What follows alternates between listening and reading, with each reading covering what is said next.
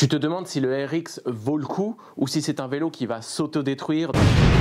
Après 2 ans d'utilisation quasi quotidienne de ce vélo, dont un trip à travers toute l'Europe, je te propose ma réponse. Bienvenue dans cette chaîne où je partage mes aventures.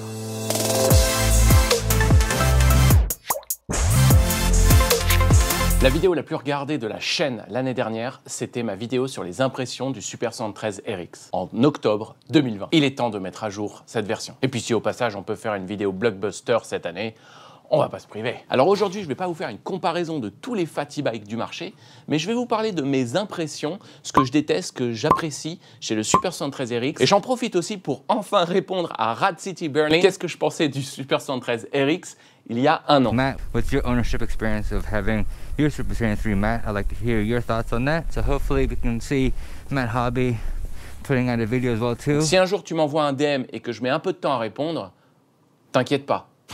Quand on parle de Super 73, ce qui les différencie vraiment de leur concurrence, c'est la puissance moteur et la capacité de switcher en full power juste avec l'apps. Et ce qui définit spécifiquement le RX, c'est les suspensions avant et arrière. Et ça change tout sur ce vélo. Déjà, rien que le look, on a l'impression d'avoir une motocross café racer, qui est un look assez inhabituel, mais qui est très stylé. Et en plus du look, ça apporte énormément de confort pour l'utilisateur. Et c'est tellement indéniable que j'ai fait tester le vélo à tous mes amis. Et qu'ils aient un Urban Drive, un Co-Cycle, un Garrett Miller, un Mario Bike, etc. Le Super 113 RX, au niveau confort, est au top. Personnellement, c'est ce qui a fait pencher la balance vers l'achat du Super 113 RX. Parce que je voulais un vélo qui me changeait totalement l'esprit confort d'un ride et d'utiliser ce vélo tous les jours. Puisqu'avant, j'avais un Super 113 SG1, la différence était flagrante. Et si on continue à comparer avec le S1, la grosse différence aussi est la cassette de 10 vitesses sur le Super 113 RX, sur le S2 et sur le ZX. Et même si beaucoup de gens disent que ces vélos ne s'utilisent pas en pédalant, eh bien pour moi, les vitesses changent réellement les capacités du vélo. Surtout quand on n'a plus de batterie. Et d'ailleurs, en parlant de la batterie, un des step-up qui s'est passé sur les nouvelles générations de vélos, c'est d'avoir une plus grande autonomie.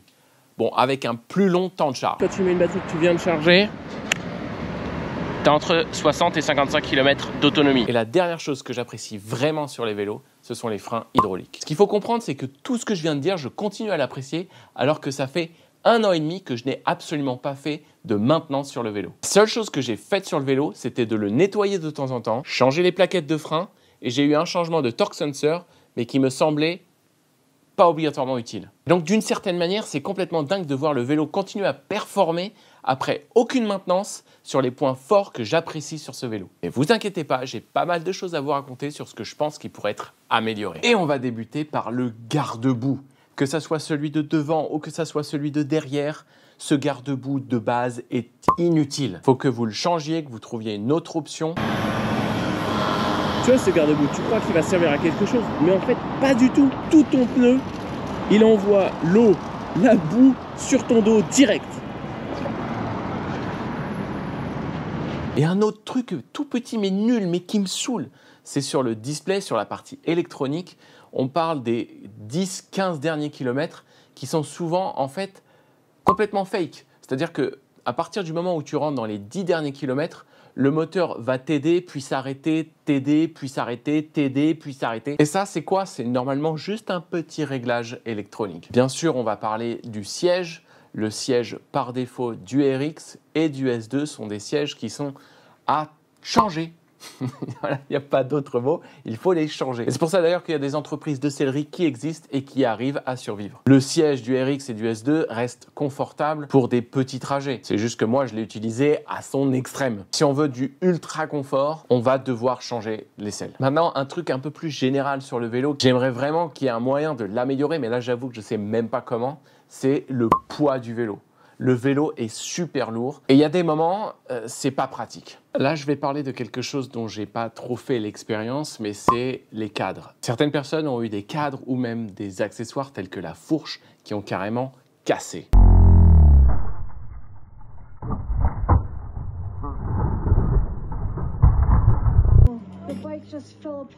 Personnellement, sur le cadre, j'ai eu aucun problème, si ce n'est des rayures, mais parce que j'ai essayé de faire des winnings. Que j'ai raté donc. Alors un truc qui est problématique à tous les vélos, ce sont les pneus Je ne sais pas comment on peut faire, mais ça serait bien d'avoir des pneus qui soient peut-être un petit peu plus denses et qui puissent mieux résister aux choses qu'il y a sur la route. Tout est relatif. Par exemple, moi, j'ai crevé parce qu'il y a eu une vis qui s'est plantée dans mon pneu. Mais à part ça, j'ai pas vraiment eu de crevaison. Mais d'autres exemples montrent que certaines personnes de la squad ont eu une crevaison à cause d'une coquille de pistache. Donc, je ne sais pas trop à quel point le pneu est mauvais, mais c'est vrai que de toute façon, les crevaisons, c'est une des choses sur lesquelles il faut tout de suite anticiper en achetant des kits de réparation, voire peut-être protéger sa roue avec des systèmes de mousse qui vient se mettre à l'intérieur du pneu et tout ce qu'on peut pour se protéger. Aussi, ce qui, je pense, pourrait être amélioré, ce sont les câbles qui courent à travers tout le vélo. Parce que ce qu'on peut voir, c'est qu'au niveau des connexions, il peut y avoir un petit peu de dénudage qui se fait. Ça, c'est une chose sur laquelle on peut facilement se protéger en mettant des gaines de protection sur tous les fils qui sont à l'extérieur. Par exemple, j'ai plus aucun klaxon sur le vélo parce que mon câble a cassé au niveau du bouton du klaxon. Un autre truc qui pourrait être amélioré et qui est un peu chiant parce que c'est pas le standard, ce sont les manivelles, c'est-à-dire là où il y a les pédales. Parce que la taille n'est pas tout à fait standard et comme elles sont aussi en aluminium,